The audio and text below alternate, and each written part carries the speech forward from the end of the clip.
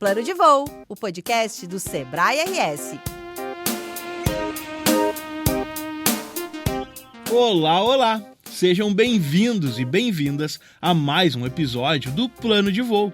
Eu sou Pedro Pereira e sou o comandante desse voo. A gente dedicou os últimos episódios a compartilhar dicas de retomada dos pequenos negócios no Rio Grande do Sul, já que as enchentes de abril e maio de 2024 atingiram cerca de 600 mil micro e pequenos negócios no Rio Grande do Sul. Eu já deixo o convite, inclusive, para quem ainda não ouviu, a gente já falou sobre turismo, varejo, indústria, agronegócio, alimentos e bebidas e também sobre organização de linhas de crédito. Tudo isso está no Spotify e no YouTube do Sebrae RS. E, bom, sabe o que todos esses episódios têm em comum? Além de todo o conhecimento compartilhado pelos analistas do Sebrae RS dos mais diversos setores, eles mostram como a união pode ajudar em momentos de crise. E nesse episódio, o número 200 do nosso podcast, hoje uma edição super especial, a gente quer falar justamente sobre isso, sobre como a colaboração entre os empreendedores, a união entre os gaúchos pode ajudar, pode salvar todos esses setores que a gente comentou e que a gente tem trazido aqui tantas histórias e tantas dicas valiosas com os especialistas do Sebrae. E é por isso que está aqui hoje com a gente o Francesco Gonçalves, o Gringo. Ele já pediu, diz que ninguém conhece ele por Francesco, então bem-vindo, Gringo, aqui ao nosso podcast. Obrigado, Pedro, pelo espaço e a oportunidade. Obrigado também ao pessoal do Sebrae RS, né? Desde a Bruna, que foi a consultora, né, com quem eu conversei, desde o Sebrae Supera, aquela coisa toda, e depois então a Luíse, né, que entrou na jogada para essa oportunidade, né? Eu fico muito feliz, muito contente daqui, honrado inclusive, trouxe amigos também, né? E acredito que vai ser uma boa conversa entre nós. Legal, bem-vindo, Gringo. Bom, como tu falaste, né? Tem mais gente aqui com a gente hoje. Quem tá aqui é o Anderson Santos, colega de oficina do Francesco, do Gringo. Bem-vindo, Anderson. Vamos trocar uma ideia, então. Obrigado, Pedro. É um prazer, né, estar aqui, poder compartilhar um pouco da nossa história. Né? Também agradecendo ao pessoal do Sebrae, a Natasha, que foi a consultora que me atendeu lá pelo Supera na marcenaria. E estamos aí, né, unidos, recomeçando, né, com boas perspectivas para o futuro. Legal. Bom, vocês dois estão aqui hoje, o público vai saber disso agora, porque tem uma linda história aí de colaboração, né? E os especialistas do Sebrae, como vocês citaram alguns já aqui, entre tantos que passam por aqui também dando dicas, né? A ideia é justamente dar força para que histórias como a de vocês tenham, se movimentem e tragam outros empreendedores e façam a roda girar, né? A história de colaboração é um dos exemplos que a gente tem visto, né, no estado e que dá para encarar, né, os desafios da retomada. Bom, o Gringo fundou a Arte do Gringo, né, Francesco? Trabalhou com arte em madeira e restauro em Sinimbu. É isso, né? E, bom, é um desses 600 mil micro e pequenos negócios que a gente comentou, né? Que foram atingidos. E aí, tentando retomar o negócio, deu início a um espaço colaborativo para outras pessoas que também precisam recomeçar e tudo mais. Bom, a gente vai falar sobre isso primeiro.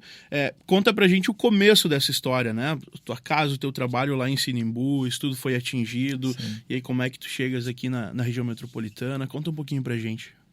Bom, então, começando pelo começo, né? A enchente chegou para nós no final de abril, bem no último dia de abril, né? Naquela terça-feira.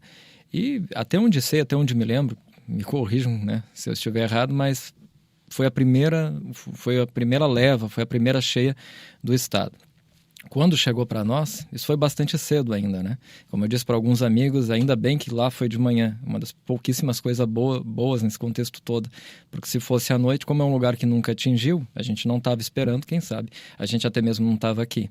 Então foi uma coisa muito rápida, né? Foi a casa, foi a oficina, a água acabou destruindo tudo, deu perca total. A partir dali, né? A partir da situação como um todo, né? A gente liga o celular e vai para a internet, é natural, tanto para avisar outras pessoas, como também para tentar desabafar um pouco, compartilhar aquela coisa bem orgânica de humano a humano, né?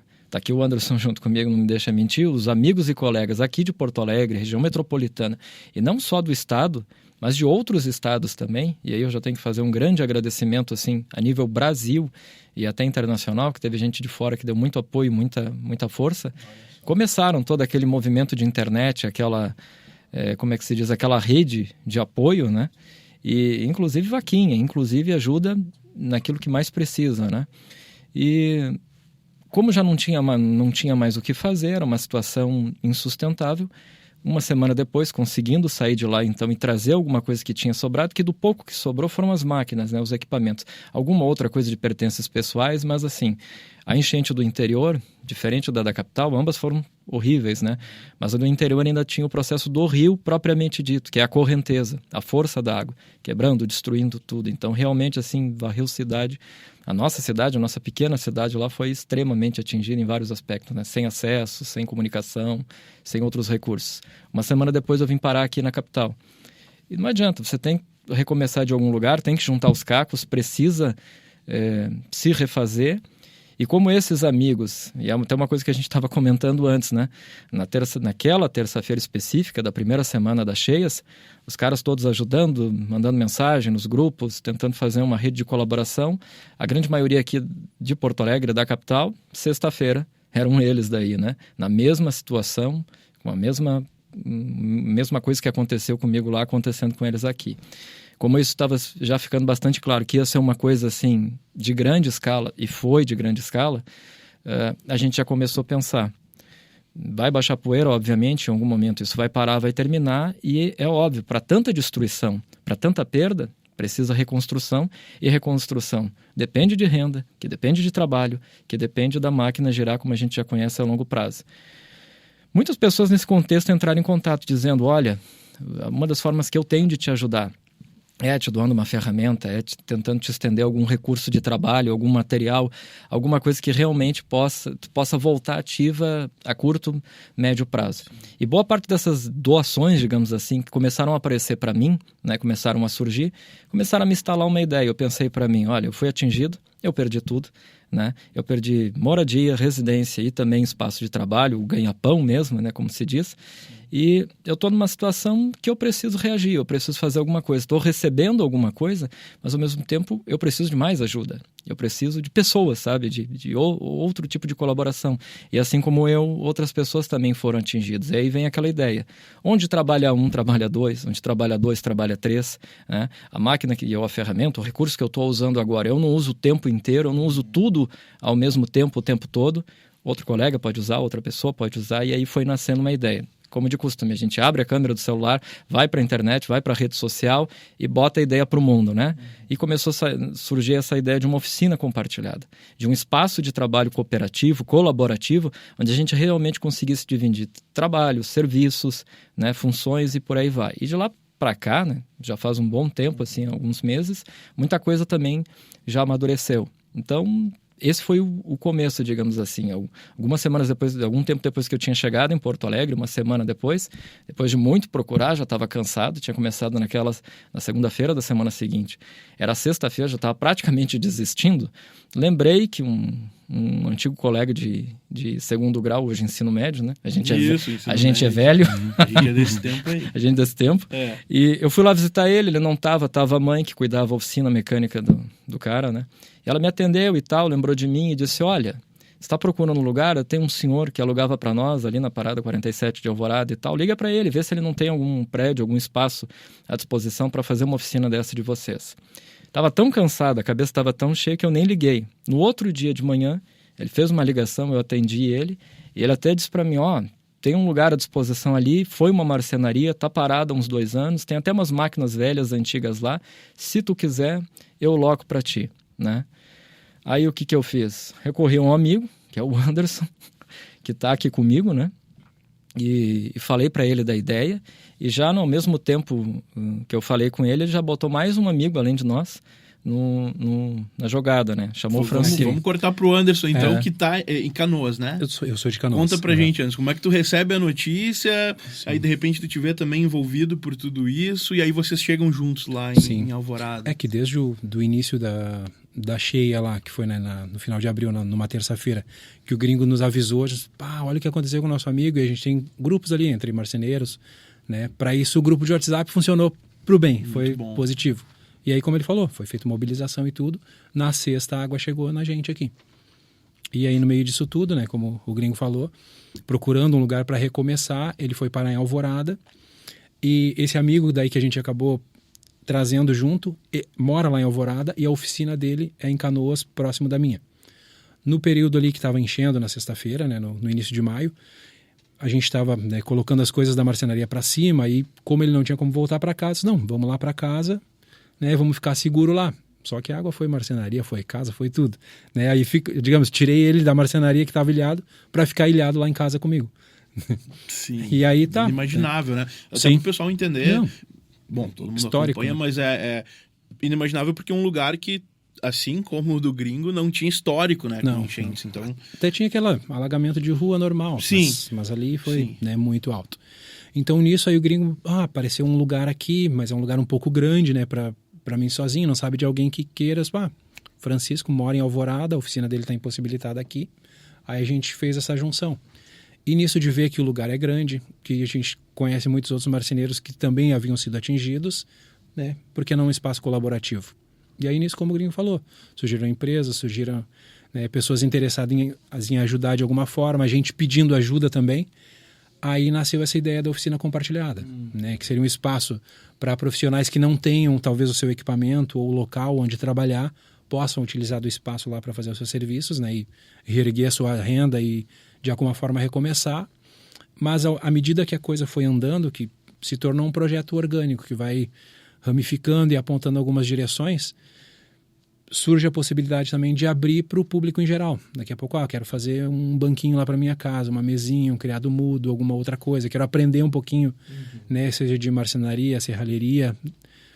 Tem o espaço lá, tem equipamento disponível e tem profissionais que estão envolvidos lá recomeçando, mas que também tem algo para ensinar para esse público que quer aprender também. Né? sim. E como é que tem andado desde então, assim, a procura, outros profissionais, o pessoal que tem como hobby tem procurado também? Como que funciona como modelo de negócio hoje, assim? Olha, eu te digo, é bem como o Anderson disse, as coisas começaram numa ideia de cooperativismo no sentido, assim, recurso para trabalhar para quem foi atingido e quem precisa rentabilizar, tem que trazer renda para reconstruir, né, para recuperar a sua fonte e tudo mais, mas as ideias começaram a se expandir cada vez mais, justamente nesse sentido. Já teve engenheiro, pessoal aí de alta profissão também, que ligou para lá dizendo, olha, gostei da ideia, quero um espaço assim, onde eu consiga praticar inclusive meus treinamentos, que eu consiga praticar as minhas capacitações com outros profissionais, um lugar completo que tenha... E agora a gente está chegando num ponto que, até terminando aquele trechinho de história ali no final, quando a gente foi ver, que o senhor disse, é uma marcenaria velha, parada há 2 anos, não sei o quê. A marcenaria tinha máquina nova, tinha máquina moderna, máquina de agora, né? Que muita gente diz, máquina antiga e velha são aquelas, obviamente, de ferro fundido, que datam aí de muito tempo atrás. E tinha recurso ali suficiente para pelo menos a marcenaria de MDF, claro, quem está ouvindo entende, vai saber do que eu estou falando, que pelo menos para o planejado, para o MDF, né, o modular, completa, coladeira de borda, esquadrijadeira de precisão, a furadeira suficiente para tudo, serra esquadria para fazer tanto o MDF quanto o alumínio, os discos, tudo, sistema de compressor, sistema de linha de ar, tudo ok, né? E agora a gente está trazendo outras coisas mais. Como eu sou bastante da madeira, o Anderson também trabalha com restauro, essa coisa mais old school. Agora a gente está trazendo a parte da madeira, está vindo também, inclusive, aquelas máquinas que foram recuperadas da manutenção, né? Essa linha mais profissional robista, né? De manuais. Máquinas que vocês já tinham. Sim. Isso. E encaminharam para recuperar. Isso. E aí agora a gente está fazendo também o espaço da madeira, para trabalhar com madeira de demolição. E, por último, agora chegando a parte do ferro, a parte do metal em geral, né? Tanto o ferro da demolição, que a gente entende como ferro velho, quanto o metal novo da indústria, para fazer um industrial, um móvel industrial, uma coisa assim. Então, ainda continuando a resposta à tua pergunta, hoje o engenheiro liga para dar uma capacitação, para fazer um treinamento, né? Para fazer ali um intensivo com o pessoal dele. Liga um colega para alugar a diária, a semana, a quinzena ou quem sabe até o mês, para trabalhar só de manhã ou para trabalhar só de tarde. Claro, a gente tem um limite de pessoal, mas tenta encaixar todo mundo no agendamento, nessa parte de reservas, né?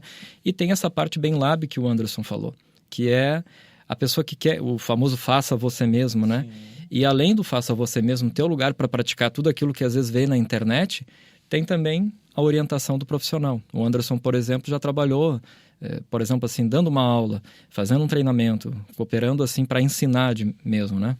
E essas pessoas vêm da onde, assim, para aprender? São voluntários? São pessoas que vêm sozinhas ou grupo daqui a pouco com escola, com entidades? Vocês estão pensando em alguma coisa nesse sentido? Como é que está funcionando hoje? E, principalmente, eu vejo muito na internet, viu, gringo? Qual é o grau de conhecimento que precisa ter para ir lá fazer um lab com vocês? Tipo assim, o grau de conhecimento, pelo fato de ter profissionais da área que atuam, então o grau de conhecimento pode ser 0. Olha só. A questão é que vai demandar mais tempo, Sim. digamos, para te construir um banco, por exemplo. Se o teu grau de conhecimento é 0, vai demorar um pouco mais, porque tu vai precisar aprender os passos básicos ali de corte, de furação, até operar os equipamentos. Né? Se tu já tem um conhecimento um pouco mais avançado, o teu projeto se desenvolve rápido. Né? A ideia é levar essa capacitação e essa possibilidade de recomeço a um custo muito baixo. Né? Que a gente estava dando uma analisada, vendo a questão de custos, o que custaria hoje para se alugar um pequeno espaço com o próprio maquinário. Esse valor seria talvez, de 6 a 8 vezes mais do que pagaria para utilizar o espaço. Olha só. Com uma diária, né? Me arrisco dizer que seria quase irrisório, né? Não puxando para o nosso lado, mas realmente quando entrar em pormenores, né? Claro. Entrar realmente em questão de valores, uma estrutura hoje, só o aluguel de um espaço suficiente. E levando em consideração, se você realmente fosse colocar tudo lá dentro, como eu disse, desde um equipamento industrial pesado, de marcenaria profissional, assim, de realmente linha de produção, de fabricação de móveis, uma coisa pesada, que ocupa espaço, metragem quadrada, esquadrejadeira, coladeira, etc, etc e tal, tu precisa de uma área boa. E essa área custa caro, sai caro. O maquinário, então, nem se fala. Os valores são bem expressivos, né? E tu conseguir ter um valor acessível hoje, seja da diária, da semanal, da quinzenal, ou até mesmo mensal. E, claro, a gente está indo bem de uma ponta a outra. Respondendo a tua pergunta, tem o profissional que é treinado, que já trabalha há anos, que é um colega nosso, por exemplo, né? Que foi atingido, que perdeu o seu espaço, que infelizmente, a essa altura do campeonato, essa semana que passou, nós fomos visitar um lugar e por coincidência conhecemos um outro colega num condomínio fechado, que nos fundos da casa tinha uma oficina dele mesmo, estava lá a serrinha de bancada, estava lá a furadeira, estava lá tudo. E dá tristeza, porque tu te relembra tu lembra um pouco de ti, né? E aí tu vê as coisas do cara, desatinou tanto que bom tempo depois, meses depois, ainda tá tudo sujo, tudo atirado e tal.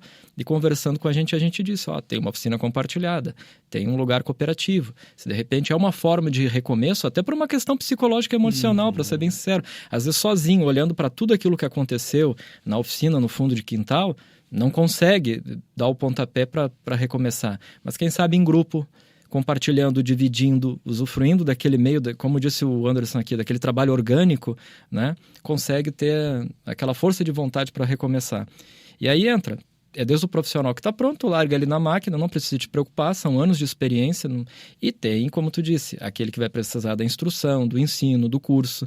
Tem essa questão, tem um espaço à disposição para utilizar. Não sabe utilizar? Tem um agregado de ter ali um instrutor, vamos supor assim, um professor, até para dar um curso propriamente dito. Isso já é outra coisa também à parte. Mas você perguntou um pouco sobre escolas, né? Sobre crianças e adolescentes. Para quem não sabe, o gringo também é professor, né? Professor de história. Enfim, depois vai falar um pouquinho pra gente. E isso era uma coisa que lá no interior, e engraçadamente, ali em meados da troca do mês, de um mês para outro ali no processo de enchente, eu estava para construir uma sala nova. Ia sair uma sala nova de mais ou menos uns 100 metros quadrados, assim, um espaço razoável, e até as bancadinhas. E a intenção, nós tínhamos um sítio pedagógico lá na região. Então, mandar um abraço pro pessoal do sítio pedagógico lá, né? E a intenção era essa. Ter cursos para as crianças, para o pessoal do fundamental e médio, e aí, claro, dentro da faixa etária deles e da questão da segurança também, obviamente, para cada idade, para começar a dar esses cursos. Ia ter, obviamente, curso de restauro para a galera mais velha da nossa idade, enfim, galera maior de idade, ia ter curso da carpintaria, né, tanto a moderna quanto aquela bem old school da coisa, né. E é uma ideia que agora, por enquanto, a gente está pensando em atender essa demanda reprimida, essa demanda mais emergencial do pessoal que precisa trabalhar, que quer praticar o seu serviço. Mas nada impede, como disse o Anderson, da galera robista, que é do faça você mesmo, entrar junto para praticar alguma coisa. E a gente tem a parte do lab, tem a parte do laboratório de produção, que pode servir para ensinar alguma coisa, né? E a demanda hoje ela é principalmente pessoas que também perderam móveis, a parte de restauração como é que tá andando também, como é que tá hoje assim a demanda do público aqui da metropolitana pelo trabalho lá de vocês. O público, muitos que tem até entrado em contato, tudo acaba entrando pelo canal do Instagram do Gringo, ali do Arte do Gringo, acaba vendo a ideia ali da oficina compartilhada e aí entra em contato. Às vezes alguns profissionais ou gente que quer ajudar de alguma forma, como o Gringo comentou, esse engenheiro queria treinamento. Então dá para agregar mais alguma coisa ali para a oficina compartilhada e atender uma demanda que ele tem necessária, né? Então, por enquanto, está esse crescimento meio orgânico, assim, né? Meio não, totalmente orgânico. Sim. Do pessoal que vê a divulgação ou sabe por meio de um amigo e procura, né? Seja para sua diária ou para ver uma contratação semanal. Sim, vocês estão comentando que tem grupos, né, de pessoal que do meio, né, do métier. Como é que as mídias digitais e sociais entram, né, e aparecem para vocês? Como tu falaste, né, abre a câmera, divulga, já tem uma adesão, WhatsApp, Instagram que vocês citaram agora. Como é que vocês usaram, assim, né, principalmente o Gringo lá no começo da ideia, as mídias digitais, as redes sociais para buscar parcerias, enfim? Sim. Cara, foi bem decisivo. Te digo que desde o início de tudo, desde tudo quando começou, que a gente começou num processo de calamidade, né? Bem objetivamente, né? Literalmente. Se não fosse isso, isso trouxe... Hoje eu enxergo, depois que tudo passa e senta a poeira e até o teu emocional volta ao normal, né? Baixa um pouquinho da tua frequência cardíaca da coisa, né? Eu vejo assim, eu descobri, já sabia que tinha, mas eu só confirmei a grande família que é o nosso ramo. Porque, cara, é galera do Brasil inteiro, e aparelho, é profissional, tanto homem quanto mulher, famílias que trabalham nisso, gente que tem a própria família exposta na internet. Eu não vou citar nomes, enfim, assim, mas boa parte dos grandes canais do nosso ramo, da nossa área, não teve um que não correspondeu, não teve um que não fez um movimento, não teve um que não postou histórias, que não fez vídeos de apoio, de colaboração, apoiando a vaquinha até mesmo para dar uma ajuda pessoal e coisa parecida. E até hoje, isso perdura, o que já era bom, a amizade que já era boa, se transformou maior ainda e tornou exponencial numa forma assim que acho que por muito tempo, digamos assim, não teria publicidade contratada, digamos assim, ou paga, que daria tanto retorno orgânico quanto foi nesse processo todo. Então, geralmente, o pessoal está entrando pelo Instagram, chama no WhatsApp, porque o WhatsApp também está lá, no @arte do Gringo, tem o próprio WhatsApp que é que era da minha antiga oficina lá no interior, mas que estou usando por consequência aqui com a oficina compartilhada. E aí eles geralmente perguntam, como é que está a diária, o valor da diária, como é que é semanal, como é que é quinzenal, como é que funciona, e qual é o maquinário que tem ali, qual é o equipamento, que recursos que tem, e já tem trabalha só com MDF, trabalha só com madeira, tem alguma coisa de metal, e assim vai se construindo. Muitas das dúvidas e necessidades que às vezes surgem é a lâmpada que acende na cabeça da gente para dizer, isso seria interessante também, isso é mais um agregado, isso dá para incluir, dá para oferecer, ou não, tudo depende, né? E tem sido uma coisa bastante humana, assim, bastante de testagem, de amostragem, e a gente tá sentindo, como é tudo muito recente ainda, tá se construindo, tá se desenvolvendo, né? E acredito que o futuro é promissor, pelo menos tem sido até agora, no pouco tempo, né? Com certeza. E o trabalho de restauração, ele traz um valor agregado que é imensurável, né? O Anderson estava falando até um pouquinho sobre isso antes da gente começar o nosso papo aqui, porque tem a fabricação de móveis, tem o reparo, mas tem a restauração que traz um valor intrínseco para a pessoa, né? Como é que é trabalhar com isso, colocar um valor nisso, né? Cobrar, definir preço, né? O custo, enfim, como é que funciona o trabalho da restauração, mais propriamente dito? O da restauração ele acaba indo um pouco diferente do que a gente está acostumado como comercialização de mercadoria, né? Onde eu pego, vou precisar deste material, vou gastar esse tempo para produzir, né? Cheguei num valor e apresento para o cliente. Só que muitas vezes o cliente, no caso do restauro, o cliente não está olhando para o material ou para o tempo. Ele está olhando para toda a memória, toda a carga emocional que ele traz com aquela peça, né? Então, até antes eu havia comentado, até comentando de novo, aconteceu um caso, uma cliente chegou para mim, um balcão, uma peça simples, né, de madeira, e disse que queria restaurar aquele balcão, né? Aí eu olhei, fiz o levantamento, ele disse, para restaurar aquele móvel, o custo seria muito maior do que a gente produzir um móvel novo.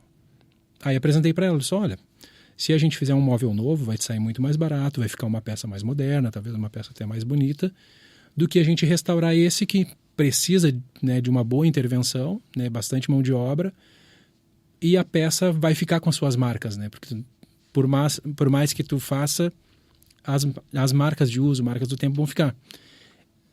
E apresentei para ela achando que talvez a ideia dela fosse economizar reformando a peça, né, restaurando.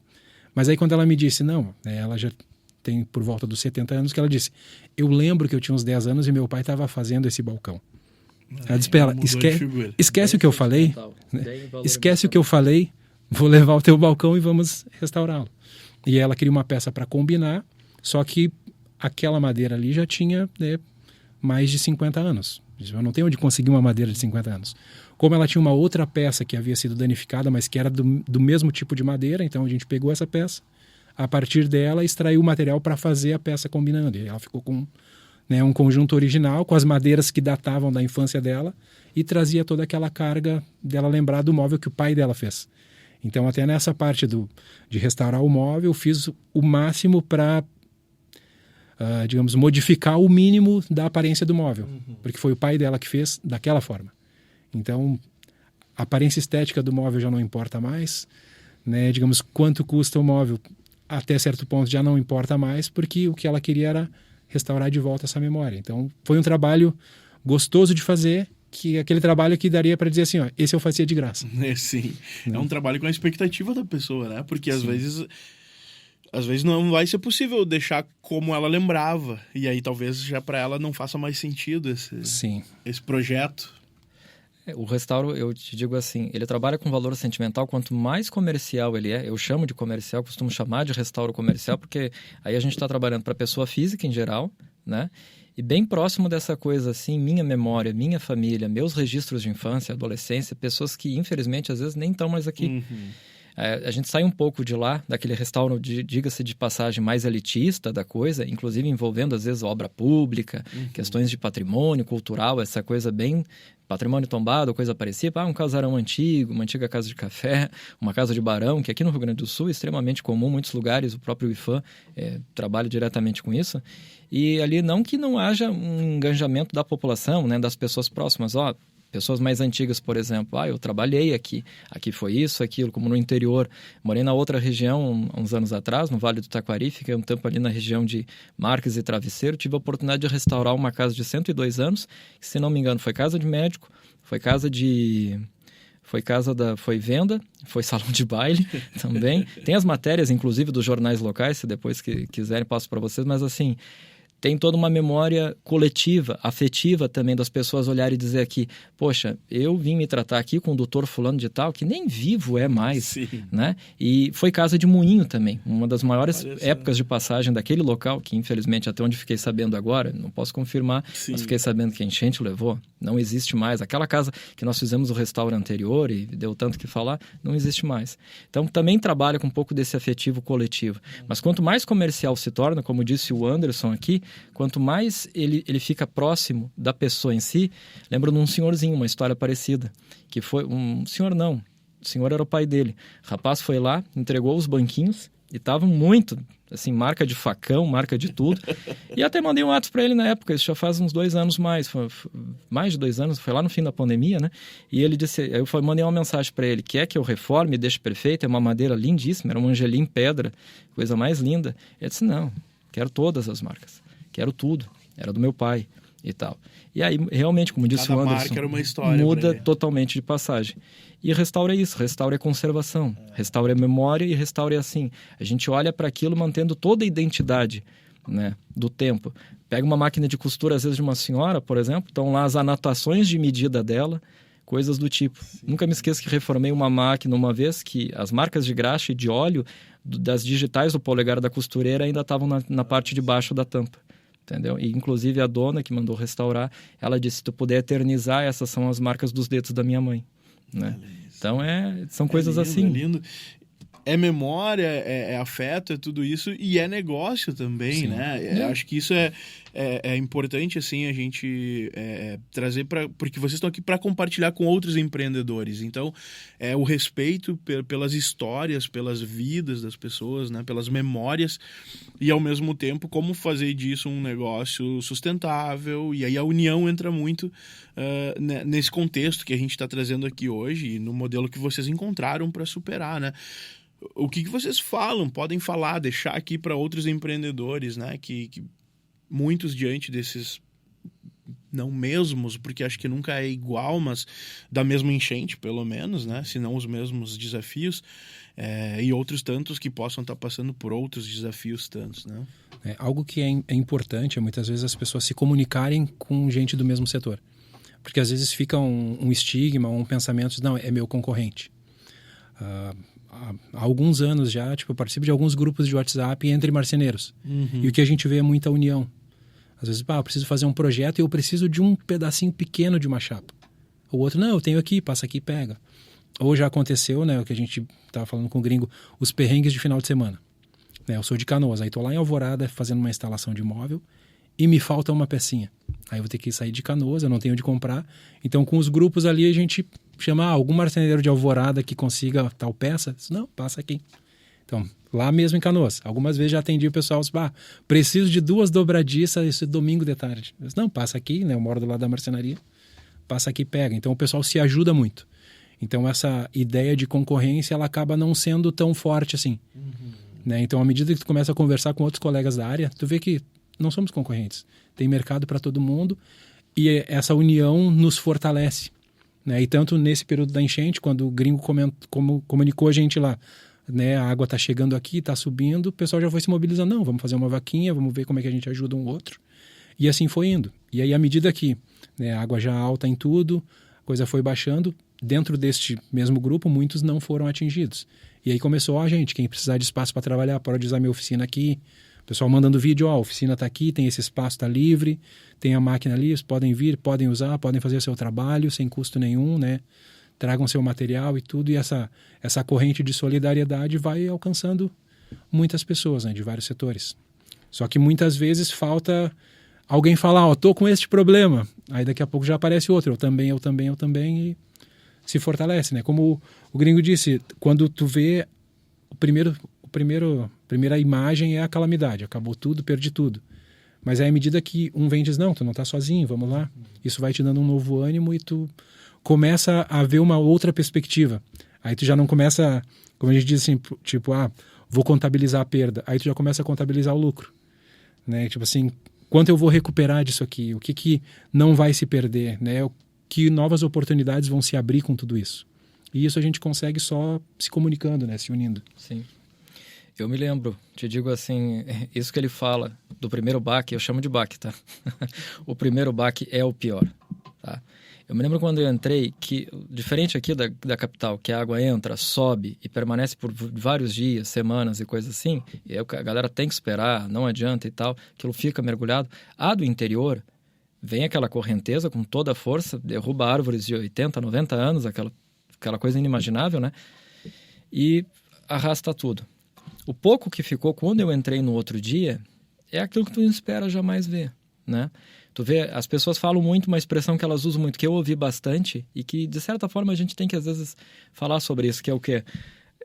É materialismo, vocês estão vivos, né? Não, ótimo, estamos vivos, que bom, graças e tudo mais. Só que aqueles 20 anos, aqueles últimos 10, 5, 10, 15, 20 anos ou mais, tem sacrifícios ali. Você deixou de fazer coisas, você deixou de comprar coisas, você deixou de estar com a família, você fez sacrifícios com pessoas, com lugares, com oportunidades, com muita coisa.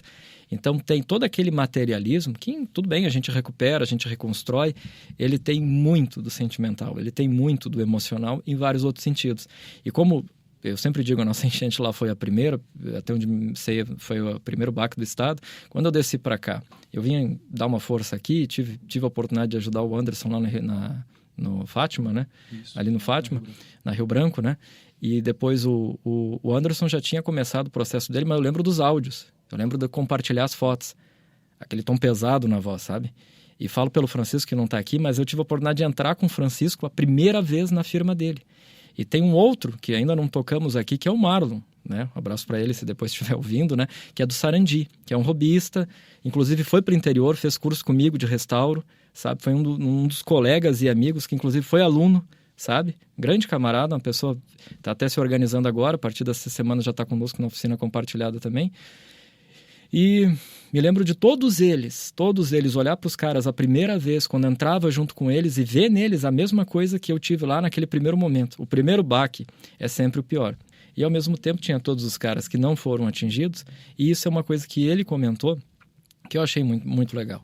era a galera ligando de todo lado, inclusive mandando foto e vídeo. Esse canto aqui é teu. Se tu quiser, essa metade inteira é tua. Vem para cá, traz tudo para cá, vamos trabalhar. O próprio Marlon, inclusive, que, como disse o Anderson aqui, na terça-feira, naquele dia, fui atingido. A galera toda tentando fazer aquele movimento. Marlon foi o que disse assim, tem espaço aqui, traz tudo para cá, vamos recomeçar aqui, fica bem tranquilo. Na sexta-feira eram os caras levantando tudo e dizendo, não vem mais. Não vem mais. Que não vem, tá? Nós vamos precisar achar outro lugar, nós tudo junto, né? E tudo mais. E aí, cara, se eu recebi tanto apoio, tanta cooperação, tanta ajuda, tanta criatividade dos outros, do mesmo jeito que recebi, por que eu também não posso oferecer? Por que eu não posso devolver? Nós não podemos devolver um pouco para o mundo, para o universo, aquilo que a gente recebeu de graça a gente devolve, entendeu? Então é nesse sentido, é um convite, de certa forma, para quem está por aí ainda, se quiser, tem um espaço e a gente pode se unir, pode trabalhar, pode se organizar. Legal, e o que vem por aí, assim, dessa necessidade, né? Embora vocês já viessem muito unidos, né? Isso é muito legal, mas dessa necessidade de se unir mais ainda, e aí surgiu um negócio colaborativo, pode estar surgindo aí um novo modelo de negócio que vocês vão manter, vão ampliar. O que tu vislumbra, vocês, assim, pro futuro?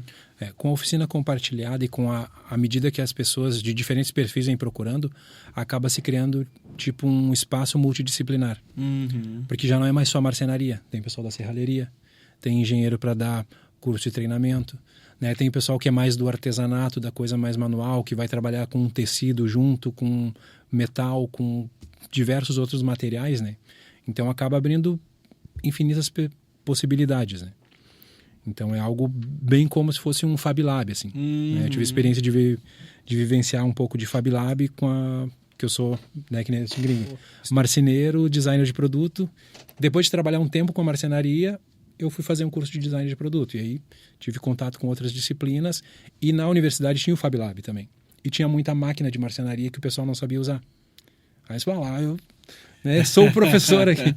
Então aí nisso tu acaba, né, fazendo regulagem de máquinas e mostrando para o pessoal como utilizar. E por ter essa outra vivência, eles te mostram outras perspectivas do uso do teu material também. Olha que legal. Então essa interdisciplinaridade pode abrir outras possibilidades, assim, que antes não eram imaginadas, mas, né, apesar de tudo que aconteceu, se abrem novas portas, né?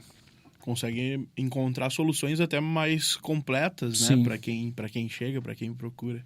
E todo dia aparece, todo dia tem gente diferente, gente nova, com saberes novos. Isso que é o mais legal, você começa, direto ou indiretamente, desenterrar pessoas que vêm até você com, por exemplo, esses dias ligou um ebanista. É difícil achar alguém formado em uma escola de ebanista. Eu tenho um amigo, um conhecido na Escola Francesa de Belas Artes, sabe? E esses dias ligou outro luthier, cara que é musicista e tal, trabalha só com instrumentos, é restaurador, outro restaurador, eu pego do antigo mais doméstico, rádio antigo, vitrola, máquina da vovó, cristaleira, a colega que estava falando da mesa da cristaleira, né? Eu pego essa coisa bem doméstica. Tem restauradores que são específicos da área de som. Tem um colega restaurador, aqui em Porto Alegre, inclusive, que foi um dos que ofereceu o espaço, se precisasse ou coisa parecida, trabalha só com áudio, rádios antigos, vitrolas e afins, né? Eu estive visitando ele um tempo atrás. E por aí aparece cara que é da marchetaria, que é daqueles desenhos, aqueles mosaicos lindos, das tábuas de corte ou de qualquer outro tampo de mesa, porta ou coisa parecida. Aparece cara com... A gente compartilha muito, eu e o Anderson de vez em quando, os caras que não só são serralheiros, mas que trabalham ferro, inclusive com desenho, com aquela coisa bem artística e tal. Então pode ser um espaço assim para juntar saberes, inclusive saberes antigos. Aquela coisa de manter, às vezes, algo que vem de muito tempo, que são de outros mestres, né? Então, basicamente é isso, é uma oportunidade para aprender e compartilhar coisas que você às vezes não encontraria nem num curso, por exemplo. Né? Aprender e compartilhar são coisas que a gente pratica muito aqui no Plano de Voo. Então, por isso é muito especial receber vocês aqui hoje na edição de número 200 do nosso podcast para falar exatamente sobre essas coisas, né? Sobre a união, sobre aprender, sobre compartilhar, sobre estar junto. Sim, é uma frase que eu trago comigo até, não lembro onde é que eu ouvi, mas é que o conhecimento compartilhado se multiplica, né? Ele não se perde, se multiplica. Então, é uma coisa, tipo assim, eu amo compartilhar o que eu sei, né? Não sei muito, mas à medida que tu compartilha, tu pega de volta e isso vai se multiplicando, né? Dessas frases que a gente ouve, né? Como se diz também que a melhor forma de aprender é ensinar. E o gringo que é professor pode até falar pra gente, porque realmente a gente se desafia, a gente vai atrás de soluções, né, para compartilhar e acaba aprendendo mais ainda. Então isso é fantástico. Gente, obrigado, viu, por terem topado aqui bater esse papo com a gente, contar essas histórias tantas, né, e pelo trabalho aí que vocês vêm fazendo, Anderson. Te agradeço mais uma vez. Obrigado, agradeço a oportunidade, foi um prazer, né, uma experiência muito legal. Obrigado. Legal, gringo. Parabéns pela iniciativa. Sucesso aí na empreitada. Eu agradeço vocês de coração, o espaço, a oportunidade, a honra de participar do episódio 200, né, de ter sido escolhido para encabeçar. E a gente fica à disposição pelas redes, pelos contatos, né? Pode deixar aqui os contatos. A gente já citou alguma coisa, mas no Instagram, bem por pontuado. Enquanto, estou usando o próprio perfil da oficina, né? O @artedogringo, arte mesmo, assim, por extenso, Arte do Gringo. Tem o WhatsApp lá, mas se alguém quiser anotar, é no 51 mesmo, 99671 1373. Né? E encontra a gente em outras redes também, não só no Instagram, né? Encontra em outras redes. A gente está tentando botar em ordem agora a parte digital também, que estava paradinha. E é isso, vamos conversar, vamos se entender e vamos se ajudar. Em Alvorada é bem no centro, né? Na Frederico Dio ali, que é uma das avenidas principais de Alvorada, né? Aí para quem entrar em contato e tal, depois eu dou um mapinha, a gente fica numa parte bem industrial ali, de firmas, de empresas, né?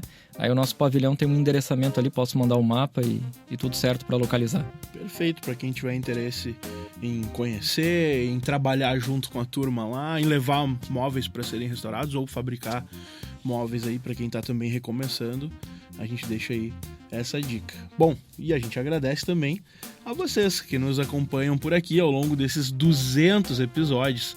Nesse período a gente já trouxe muitas dicas, contou muitas histórias de empreendedores que recomeçaram, que mudaram seus negócios, que superaram desafios. E é isso que a gente espera, que todos possam recomeçar. Mesmo depois de uma tragédia como essa que o Estado viveu e, de certa forma, ainda vive, né? Bom, o Sebrae pode te ajudar.